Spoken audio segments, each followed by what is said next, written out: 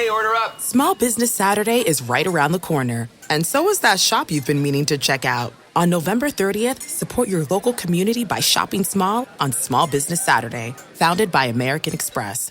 The holidays are a time for family, friends, and of course, shipping gifts. But you don't need to stress about it. Turn to the United States Postal Service to handle all your holiday shipping needs. With an enhanced network, USPS serves over 167 million addresses 6 and 7 days a week. And if you're looking for an affordable option, USPS Ground Advantage has you covered. Reliable shipping with upfront pricing and no hidden costs. So why not take your packages on a true holiday ride this season?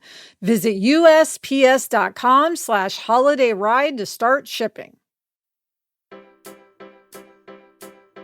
Hello and welcome to Happier, a podcast where we talk about strategies and solutions for making our lives happier. This week, we'll discuss examples from listeners about how they've learned from other people's mistakes, and we'll share a suggestion about how to stay connected to family and friends after a natural disaster.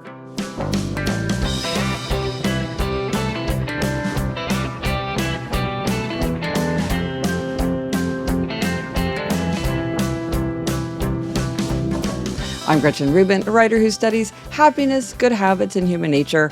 I'm in my little home office in New York City, and joining me today from Los Angeles is my sister Elizabeth Kraft, my sister the Sage. That's me, Elizabeth Kraft, a TV writer and producer living in LA. And Gretchen, I try to be wise, but I don't know how often I hit the mark, but thank you. Well, the election in the United States has happened. Yes, it has. And in times like these, when big events happen, we sometimes ask ourselves if it's selfish with everything that's going on to think about our own happiness. But research shows and everyday experience confirms that working on our own happiness gives us the capacity to turn outward, to think about the problems of other people and the big problems of the world. So it's not selfish to try to be happier. That's how we make sure to give ourselves the energy and emotional wherewithal to take action to make a difference. So we hope you take the time in this period to reflect on your own happiness and what that means for you. Ask yourself, what are the things that make me happy and allow me to put my values out into the world? And now we have a few updates from listeners. Yes, this comes from Michaela. She says, I just finished listening to your latest episode where you mentioned the Japanese idea of animism and objects sacrificing themselves to protect their owners. I wanted to share a bit more on this fascinating concept. The belief you referred to is part of a broader spiritual and animistic worldview in Japan. In Shinto traditions, cherished objects are thought to possess a spirit or essence called kami. While there isn't a specific term for the idea of objects sacrificing themselves, it's connected to the concept of tsukumogami, where spirits inhabit objects that have been well loved or used for a long time.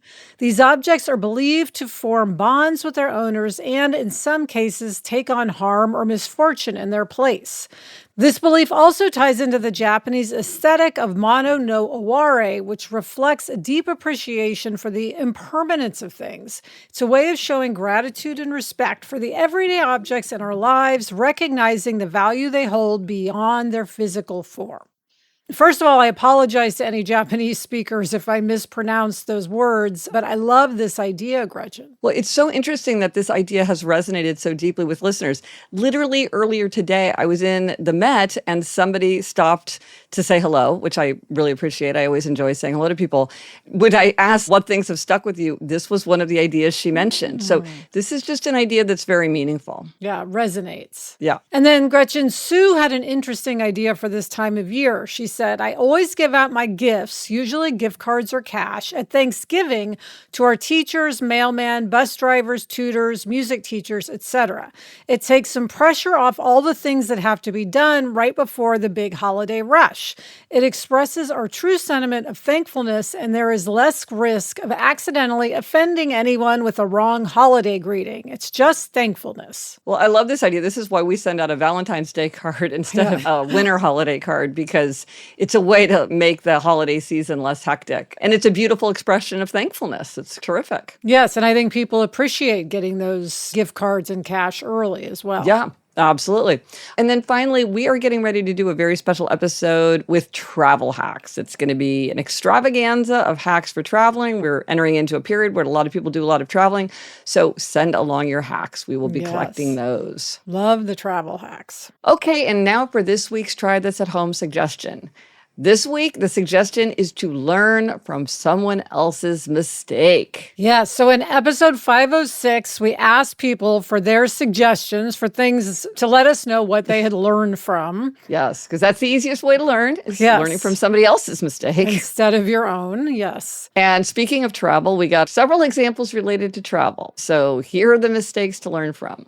Nicole writes, one time I made the rookie mistake of leaving my luggage in an Uber. After a long flight, I got dropped off at my apartment, but the driver sped away without opening the trunk. My bags were still inside. I waved and shouted, but he was already off to his next ride. Thankfully, I used the Uber app to call him back, and he returned deeply apologetic. Now, I always leave the passenger door open until the driver steps out or pops the trunk. Lesson learned. It's funny that this happened because this has always been sort of a fear of mine. Same. It's never happened to me, but I always worried about it. But I didn't know what to do about it. But leaving the door open is such an obvious, simple solution to make sure that you get your bags out before you leave. Yes, that is a great idea. Denise said, I just returned from a 2-week visit to family and was pretty exhausted and anxious to catch the airport bus home when I did the unthinkable. I was on the O'Hare Airport train to the bus transportation center when I looked down and realized I had the wrong suitcase. I was horrified and asked the other people in the train car how I could get back to the terminal. One man told me he would get off, grab the train in the other direction, and that might get me back to the terminal faster than continuing on the circle route I was on. I made it back, and the very elegant, kind woman whose bag I took was still at the baggage claim. She was so gracious and hugged me. I know I had tears in my eyes by then. We both had similar colored ribbons on the handles of our large black suitcases, and earlier I was more focused on catching that bus than on what I was doing at the baggage claim area. Lesson, be mindful of what you are doing, pay attention, don't be in a hurry, and don't buy a black suitcase. One of our suitcases is purple, and I have to say that makes it a lot easier to spot it. But Elizabeth, with all these bag issues, I have to remind you, remember, we were at Oprah event, so exciting for the two of us, and we walked out of the door and drove back to your house all the way, and it was just as we were pulling up in front of your house, and I was like, I never got my suitcase out of our hotel room. Yeah, of course I remember that like it was yesterday, Gretchen. But it's the mishaps that make the best memories. That's probably the thing that I remember most vividly of that entire weekend. Yes, and I can still picture your suitcase sitting in the middle of our room. Unattended. Where you left it. Unattended, yes. That was the time. Here's another one related to travel and cars. Liz said, when you are ready to get out of your car, do not put your keys away while you are still in the car. Get out, and before you close the car door, ask yourself, asking out loud is best, where are my keys? And then look at your keys in your hand. Then and only then close the car door and put your keys away. I learned this from a friend in high school and have used it ever since. I have never locked myself out of my car in 5 decades. It's almost impossible for me to get out of the car if I don't have my keys in hand. It just feels so wrong. It also means that I could never leave my car running with the keys inside it. Gretchen, I did leave my car running with the keys inside of it, by the way, in the grocery store parking lot. Oh my gosh. When I was pregnant for about 2 hours. I had, for some reason, met Adam at the grocery store parking lot. We had to go somewhere, and I just got out of my car, got into his car. We left. I never realized it until I came back, and my car was just sitting there running. Oh my gosh. Yeah, and I blame it on pregnancy brain. My mind was elsewhere. But anytime you're stressed out or like you've got a lot on your mind, the ability to manage those little details flies out the window. Yeah, so it's good to have the routine, like she's saying. If you always do it, then you can rely on that in those times when you're not paying attention. Right, because it will feel wrong, as she said. Yes. Diane reminds us, when you go into church or maybe a library or somewhere else that asks for silence, you get asked to turn off your cell phone. Believe me, when it goes off in the middle of church one time, you never forget to turn it off next time. I know from experience. I have learned that I have to turn off both the ringer and to close any open apps because one time my music started playing too. Now before I get out of my car to get into church, I always check that my ringer is off and my apps are closed. I've heard that happen to people like in plays. And, Yes. you feel them like going frantic and you feel the distress that is caused. Yes. Well, it's something when we shoot, Gretchen, shows, inevitably it happens to somebody and it's the worst. Yeah. Lily said, I bring hope for the reply all fears. Many email providers have settings to choose a default reply action as well as a timer for undo send. It might take some digging to figure out where the settings are, but the effort is definitely worth it. That's a great idea because the reply all thing is real. Yes. Karen has 2 suggestions. First, while traveling in a rental car in Europe, we filled up the gas tank with diesel fuel by mistake. In the US, gasoline pumps are black and diesel are green. But in Europe, the reverse is true. So my husband grabbed the black pump to fill us up. We lost a day of vacation, not to mention the price of a full tank, as we had to be towed to a shop to have the gas tank pumped out. 2, we recently had homemade croutons catch fire under the broiler in the oven, and the oven locked itself shut. With smoke billowing and flames climbing high inside the oven, we made things worse by forcing the door open and carrying the pan of flaming croutons through the house to throw them outside. We burned holes in our carpet and learned later that one should always leave the oven door shut and let the fire burn itself out. How did we not know this? Well, Elizabeth, I didn't know this. I had no clue. Yes. Now, maybe when the door locked itself shut, I think maybe there's a reason for that. Yes. Gretchen, I'm sure you remember in our youth, I Yes. set the toaster oven on fire a few times. Well, explain, Elizabeth. Well- There's a very specific practice that you had that would cause toaster ovens to burst into flames. Yes. Well, 2 things. One, I would put butter on saltine crackers and toast them, and that would set it on fire. And then also I would make slices of cheese on toast and have it bubble up. That would drip and catch on fire. So Yeah, what would happen is there'd be like a layer of crumbs. And then I Yes. remember one of my most vivid memories of our father was he came in and like the big bad wolf, he just huffed and he puffed and he just blew it out. So I relate to this one. I have mentioned that I am a blinker. Apparently, I have been told that I blink more often than the average person. That is puzzling to me. But the consequence of that is that I am often in photographs with my eyes closed. And Margaret wrote to say something that I knew, but that I had forgotten. She reminded me, you can use the live photos mode on iPhone to capture eyes open. You can scroll through all the pictures to find the shot where your eyes are open and mark it as your key photo.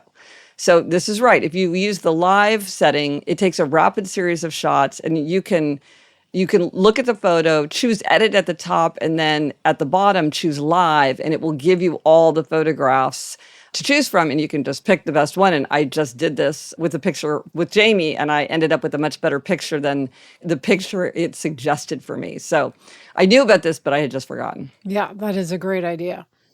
Kim said, I have often made the mistake of not knowing what to say and therefore saying nothing at all when someone suffers a loss or is going through a crisis. Maybe it's because I'm getting older, 58, and I have suffered through tragic losses myself, including the loss of my younger sister to breast cancer 7 years ago. But I now realize that simply acknowledging the pain and telling someone you are thinking about them is all that is needed. I love how Kate Bowler's words, life is so beautiful, life is so hard, really encapsulate the paradox of life. It is so beautiful and it is so hard. And we really can't have one without the other. I made cards with that sentiment and I have sent them to people for all kinds of suffering. When I write in the card, I tell them how this idea has been so comforting to me and that I am thinking of them. I cannot tell you how good it feels to have something to say and to offer a tiny bit of comfort. It has brought me closer to people and helped us share the burden of suffering. Well, this is such a beautiful suggestion. We all want to find the right thing to say, but it can be hard. And Elizabeth, you and I mean, Kate Bowler, her books, her podcast, yes. She is the best. This is a beautiful idea of a way to extend that moment of connection to someone who needs to hear from you. Yes, and I do find in my own life that people really do care that you reach out. They Yes. want you to reach out every time. Yes. Well, let us know if you do try these ideas, how learning from someone else's mistakes works for you. It's definitely a better way to learn from someone else's mistakes.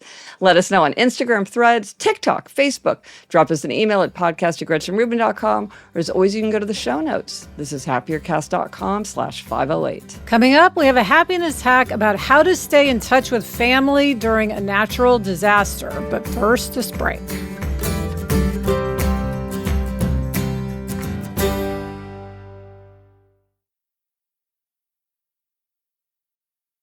Here's something many people are looking forward to as the weather turns cooler. Football games, pumpkin spice lattes, and for me, slipping into a cozy sweater from Quince.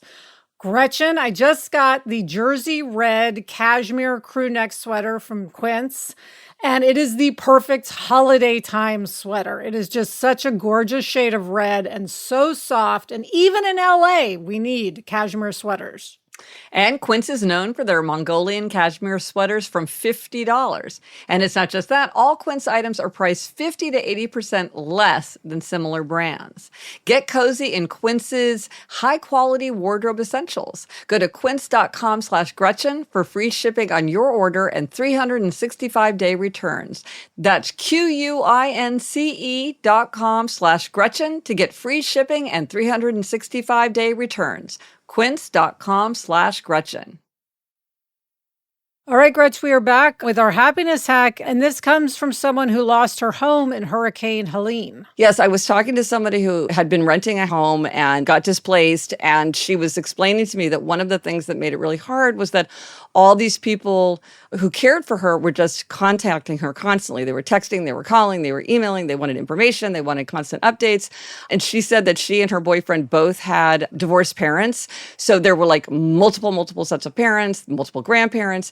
And she said it was very loving, but it was actually quite stressful just to manage the influx.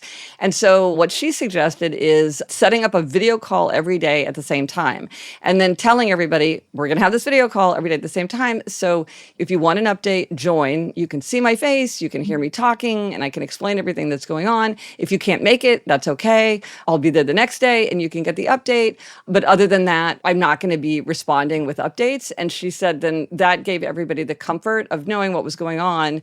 But then she could manage that and plan on it herself. Yeah. And then people didn't ask for updates at other times. And I thought that that was just a great way, because people really do want to know what's going on, but that really takes a lot of time and energy to keep up with that. Yes, it's a really good idea. And then we had an interesting suggestion from a listener, and this is related, I think, because it's about dealing with very, very stressful times, because we talked about this idea of like, do we go into shock? I talked about how I go into shock when I get a big edit letter or something, and Mary had an interesting observation about this. Yeah, she said, I was just listening to your segment on going into shock, and this really resonated with me. I was in a bad car accident that totaled my car and put me in the emergency room.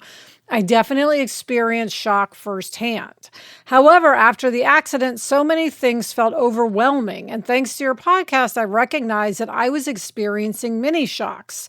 In one batch of mail, I had a letter from the IRS, 5 letters from the insurance company, and a citation for the accident. I was completely unable to deal with any of it. So I put it into the 3 categories, and each morning I dealt with one. What is the next step? I'd ask myself and then just do the one little step. In this way, I was able to work through it all and felt so much stronger by the end of the week. This method is helping me to rebuild my trust in myself that was so badly shaken by the accident. Unfortunately, in life, our problems don't come to us one at a time, but the solutions and next steps must be navigated one at a time to be manageable. I think that's very helpful to remember. Yeah. When there's a lot to be managed, just take it step by step. Yes. And now for happier highlights. We talked about how to elevate life a little bit by identifying the treats or pleasures, whatever is particular to a particular day of the week. The way my husband Jamie has Ice Cream Saturday, or the way that I like the New York Times has Science Tuesday. And we asked listeners for Wednesday delights, because Elizabeth, we feel a special affinity for Wednesdays ourselves. And we got some great suggestions. It just makes me happier to think about people's Wednesday delights. Yes.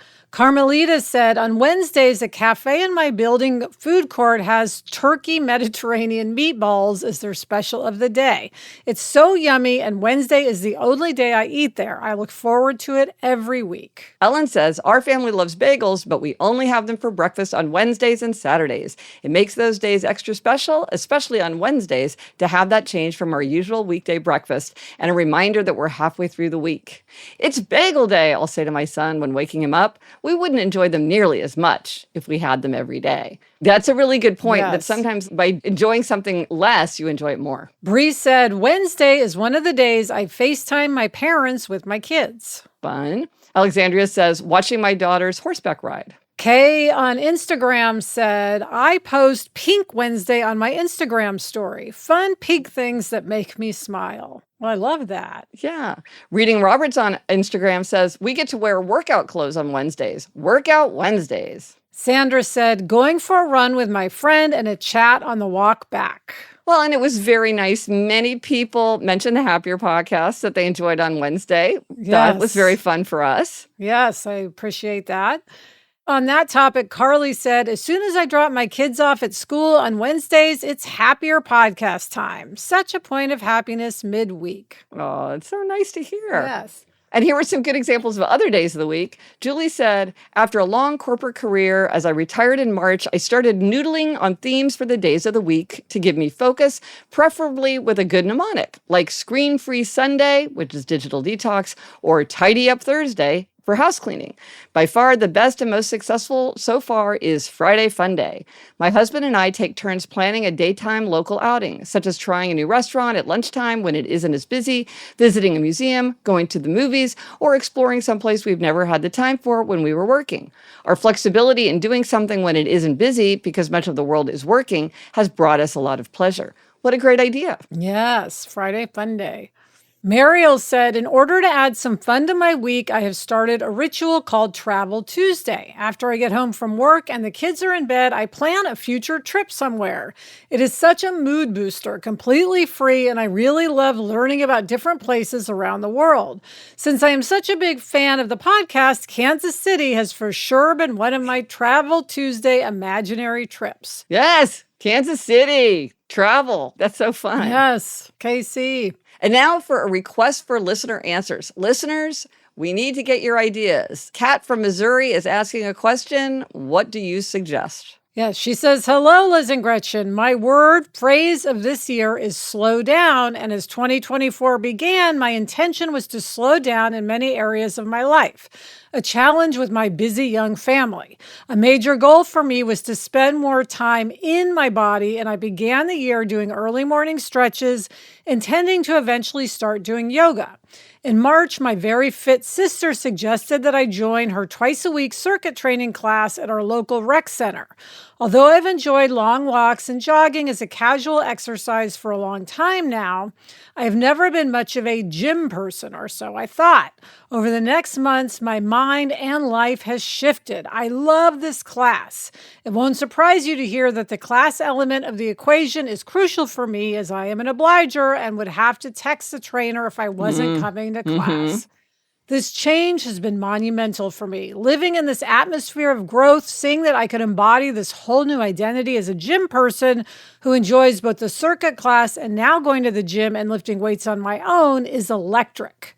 As we roll into 2025, I am excited to keep going, but also curious for your suggestions and suggestions from listeners about how to remain in this, quote, atmosphere of growth. I'm not concerned about continuing my gym habit as it feels secure to me now. I'm interested in others' suggestions for concrete growth ideas. Do others like me just fall into an atmosphere of growth? Is it something we can consciously choose and keep choosing? I don't want or need a bunch of new hobbies, but I'm curious about how to keep this momentum going in other ways. I'm sure, like happiness, the answer here is growth looks different for everyone. But I love how concrete your suggestions are, and I'm curious to hear if you or your listeners have tips for maintaining this energy. My mind keeps asking, do I choose the bigger life and get a dog now too? Well, I love this question because I've been thinking about this so much as part of my Project Empty Nest, Open Door. I'm thinking about this atmosphere of growth and like, what can I do in my life to cultivate the atmosphere of growth? And like, can you decide to make yourself interested in something? How do you stay open to something dropping in your lap the way kayaking dropped into my lap?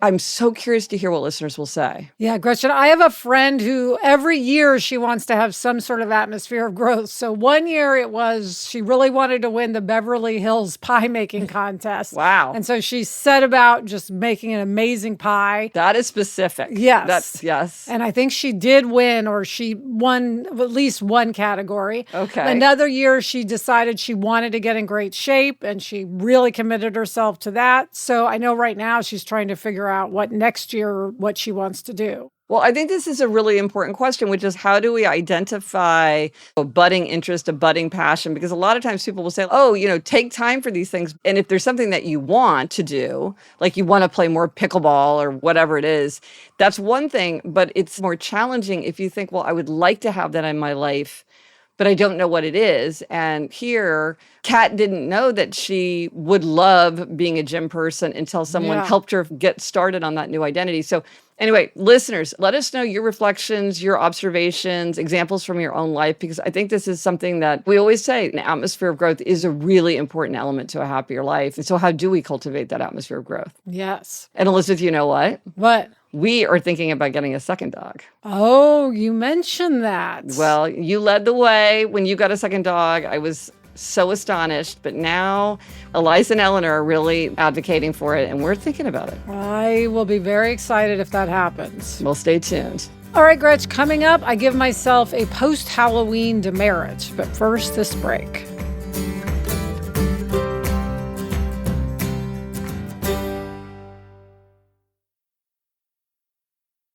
Robert Half research indicates 9 out of 10 hiring managers are having difficulty hiring. If you have open roles, chances are you're feeling this too. That's why you need Robert Half. Their specialized recruiting professionals engage their skills with their award-winning AI to connect businesses of all sizes with highly skilled talent in finance and accounting, technology, marketing and creative, legal, and administrative and customer support. At Robert Half, they know talent. Visit roberthalf.com today. OCD is a severe and very common condition. The idea that OCD is only about hand washing and organization is a misconception. And in an attempt to make the distress from their unwanted thoughts go away, people with OCD will often engage in repetitive and physical and mental behaviors known as compulsions, which can be incredibly time-consuming and exhausting. OCD is highly treatable, but it needs specialized treatment. NoCD is a virtual therapy provider for OCD that makes getting specialized therapy easier than ever. With NoCD, you can do live face-to-face video therapy with licensed therapists who specialize in OCD. NoCD therapists receive specialized training in exposure and response prevention, or ERP. NoCD accepts many major insurance plans and offers always-on support between sessions. If you think you might be struggling with OCD and want to learn more about therapy with NoCD, go to nocd.com and schedule a free 15-minute call with their team. That's nocd.com to learn more and book a free 15-minute call. This holiday season, we want to give a gift to our loved ones that makes them feel special and unique, just like the relationship we share. That's why we're giving people we care about Storyworth. Here's how it works. Each week, Storyworth emails your loved one a thought-provoking question that you get to help pick. Things like, what's the bravest thing you've ever done? What's the farthest you've ever traveled? Storyworth makes the writing process a breeze. All your loved one needs to do is respond to that email with a story, long or short, it doesn't matter. You'll be emailed a copy of your loved one's response as they're submitted over the course of the year. And then at the end, Gretchen, you get a keepsake book. I have a keepsake book from when I gave my father-in-law Storyworth, and I love it, and I know Jack will love having that as he gets older. With Storyworth, we're giving those we love a thoughtful, personal gift from the heart and preserving their memories and stories for years to come. Go to storyworth.com/happier and save $10 on your first purchase. That's storyworth.com/happier to save $10 on your first purchase.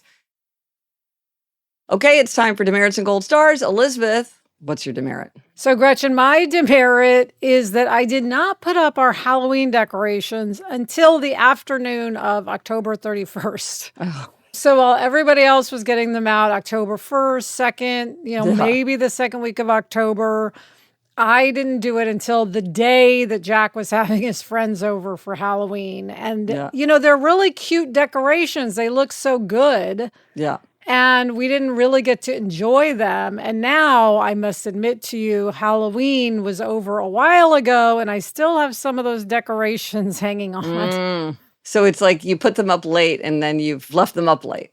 Exactly. And the thing is, I know I have to do it. I know if he's having his friends over, I'm not going to want them to have no Halloween decorations. So it is going to happen. Right. So it's just that thing of why not just take the time and do it now instead of being like, oh, I'll do it tomorrow. Well, let me ask you this. Was it that you were just so busy? I know you've got a lot going on in work right now. Was it that you were just so busy that you couldn't figure out how to carve out the time? Or was it just you didn't feel like dealing with it? I think it was just that I didn't feel like dealing with it because the thing is, like so many things, it doesn't actually take that long. Yeah. I mean, if you spend a solid 20 minutes, a lot can get done on the Halloween unless you're our decorations. mother and you're doing the Christmas decorations. Yes.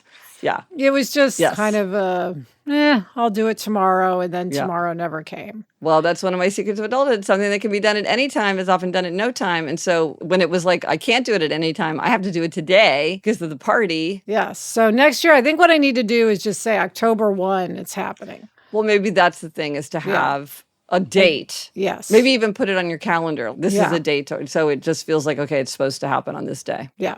All right. What about you, Gretch? What is your gold star? Well, I want to give a gold star to my super fans. I have some super fans who have been super fans for like years, maybe decades. And it's just such a nice thing to know that there's this group of people who I know are just enthusiasts.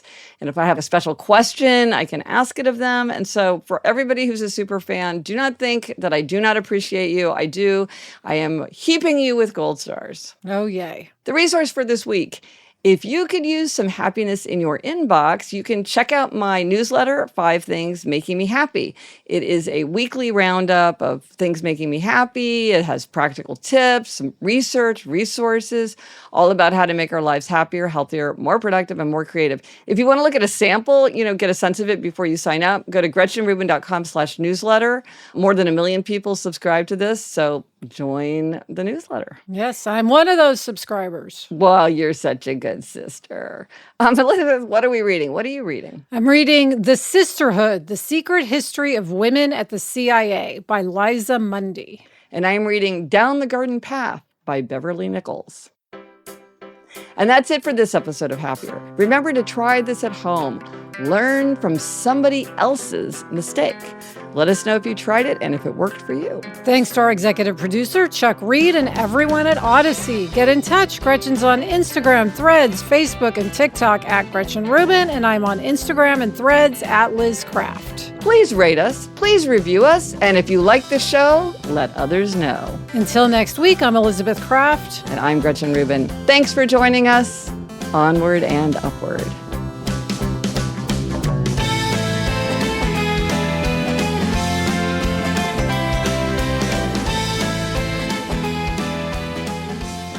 So, Elizabeth, maybe you should put a date on your calendar for when you're going to do your Christmas decorations. I put that on my calendar because I actually have sort of a narrow window for when I can do it. And I thought I should just pick the date, get rid of the decision fatigue, and commit. Very good idea. And you know what I think the key is going to be to keeping that date is get the decorations out of the garage before that date. Yes. Because that's really, if they're out, I'll do it. Yes. That's a big step. That is such a key step. Get them out. Absolutely. Because it's just like getting started. Yeah. The first step is always the hardest. Yeah.